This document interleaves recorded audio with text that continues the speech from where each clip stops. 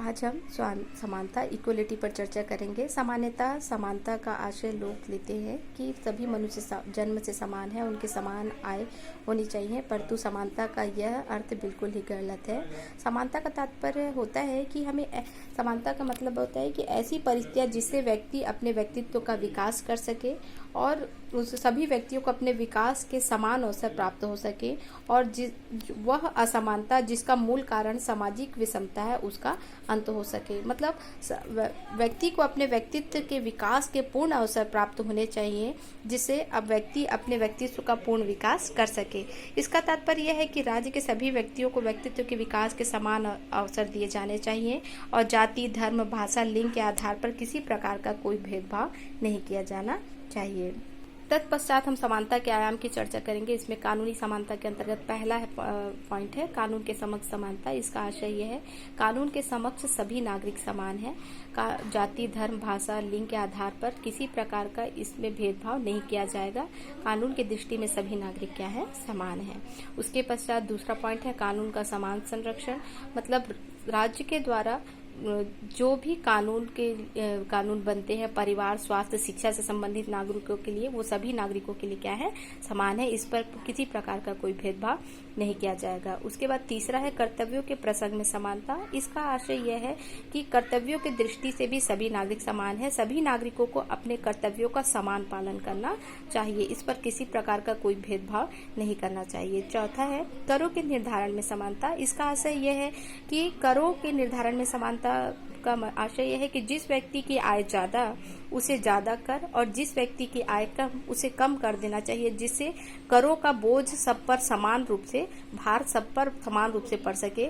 ऐसा न हो कि सभी को बराबर कर देने से जिसकी आय ज्यादा है वो भी उतना कर दे रहा है और जिसकी आय कम है वो भी इतना कर दे रहा है, तो जिससे उनकी आर्थिक स्थिति प्रभावित होगी। इसको करों के निर्धारण में समानता का आशय है कि उनकी आय के आधार पर उचित रूप से उनसे कर लिया जाएगा। जिनकी आय ज्यादा उनसे ज्यादा कर और जिनकी आय कम उनसे कम कर लिया जाए।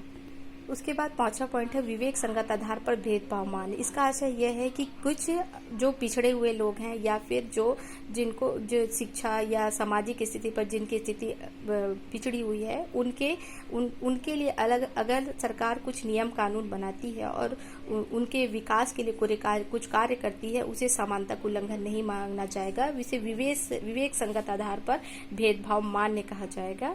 उसके बाद हम राजनीतिक समानता की चर्चा करते हैं। राजनीतिक समानता के अंतर्गत पहला पॉइंट है मतदान का अधिकार।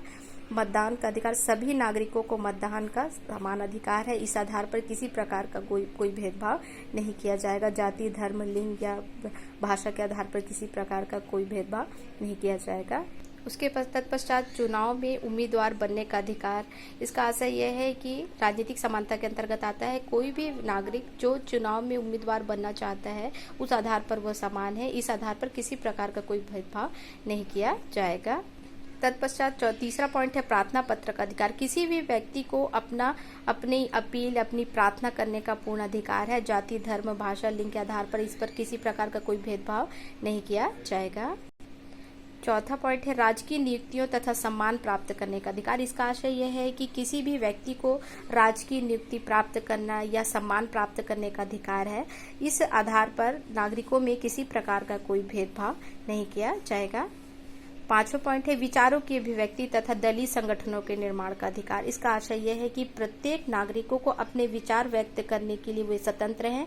इस पर उनके विचारों को अभिव्यक्त करने के लिए किसी प्रकार की कोई पाबंदी नहीं लगाई जा सकती।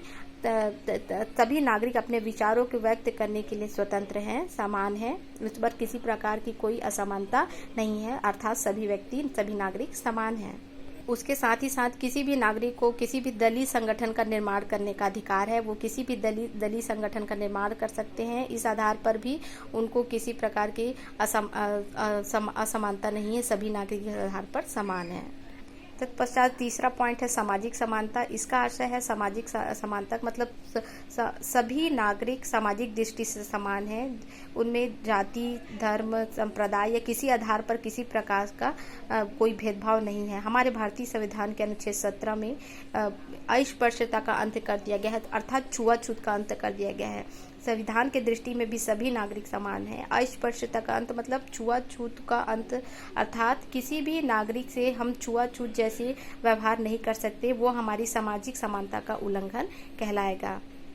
तत्पश्चात चौथा पॉइंट है आर्थिक समानता। सब आर्थिक समानता का अर्थ यह है कि सभी व्यक्तियों की मूलभूत आवश्यकताओं की पूर्ति होनी चाहिए तथा संपत्ति की दृष्टि से समाज में भारी जो विषमताएं हैं वो नहीं होनी चाहिए। आर्थिक समानता का आशय लोग ये ले लेते हैं कि आर्थिक रूप से सभी लोग समान रहें, लेकिन यह संभव नहीं है और जायज़ भी नहीं है। जिस प्रत्येक व्यक्ति की क्षमता और उसकी जो प्रतिभा है वो अलग अलग होती है, और इस आधार पर जो आर्थिक समानता का आशय यह होता है कि सभी व्यक्तियों की जो मूलभूत आवश्यकताएं हैं, रोटी कपड़ा और मकान, इनकी पूर्ति वो अच्छे से कर सके और समाज की जो विषमता है उसको हम क्या कर सके, दूर कर सके।